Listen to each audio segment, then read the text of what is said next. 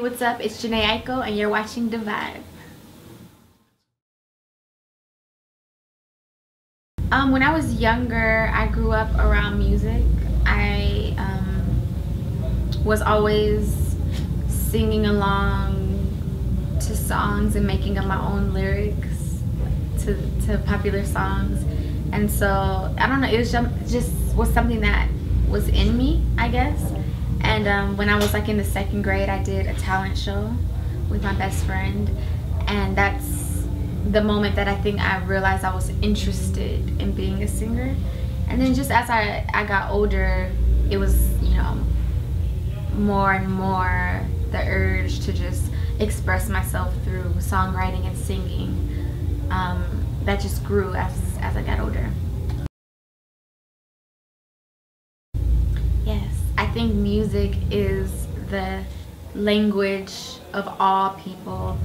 You know, there's a lot of the times people won't even know how to speak that language, but if they like that song, they'll know all the words to that song, and then they'll learn what those words mean, and that might be the only, you know, the only words that they know from that language. And I feel like that just goes to show that music is the language of soul, of the soul. You know, it doesn't matter where you're from.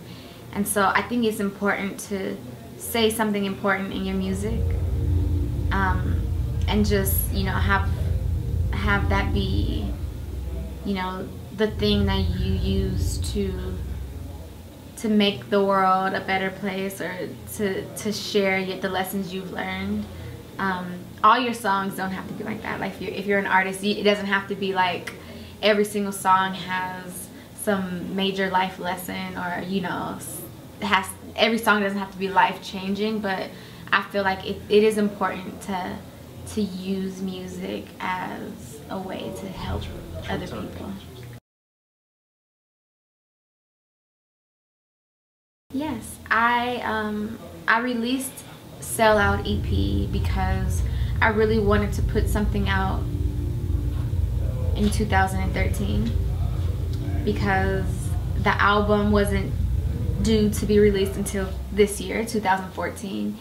And for me, that wasn't good enough. I felt like it was time to put out something new.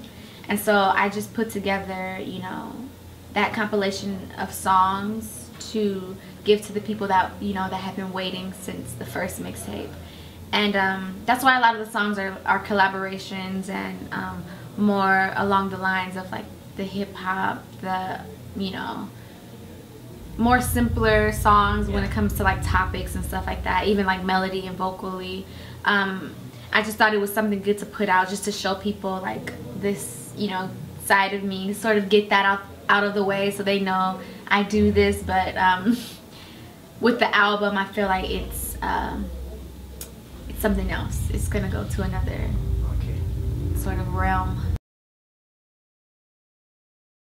Yeah, I mean, I've just been, you know, recording as much as I can, and just I just feel like it's me, more of me, and it just shows my growth as a person and as an artist.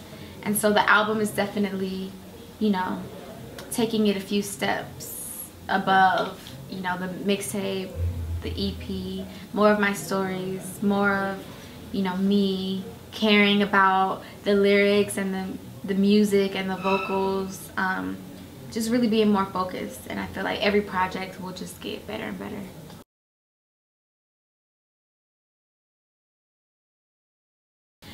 So yeah, I met him through a mutual friend who was working with him, and this was, you know, before he put out one of his mixtape, but he wasn't. You worked with him on your first EP. Yeah, on my first July. On my first mixtape. That song actually came about because when we met for the first time, I had recorded a hook that was, you know, possibly going to be on his mixtape, and I didn't write it or anything. It was just sort of like I was just doing it because my friend asked me to do it, and I wasn't, you know, I didn't know about Drake and I didn't know that he was so good. You know, at the time I didn't know anything about him really. So I did that, and then in that session he heard July, which was a song that I recorded myself. It was just like my song at first, and he basically took the hooks from that song and turned it into his song.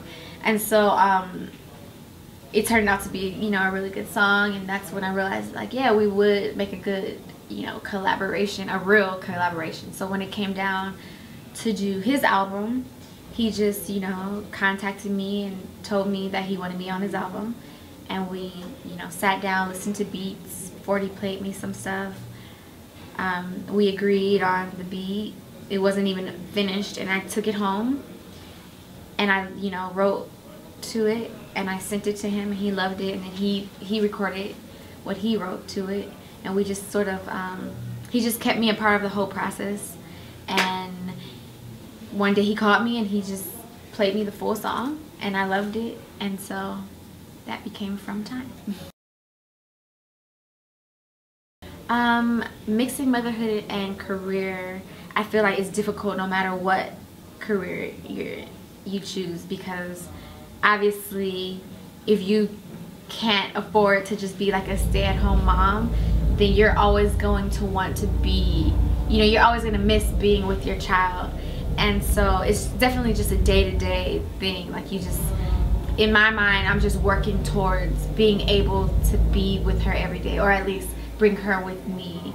You know what I mean? If I can't just be a stay-at-home mom, then maybe one day she'll be able to be with me. So right now I just look at it like I'm working towards that point where I can, you know what I mean, be with her every day. But I have a very involved family, a big family. She has a big family on both my side and her father's side, so she's always well taken care of by, you know, and I'm always in contact with her because, you know, all of our families are super close.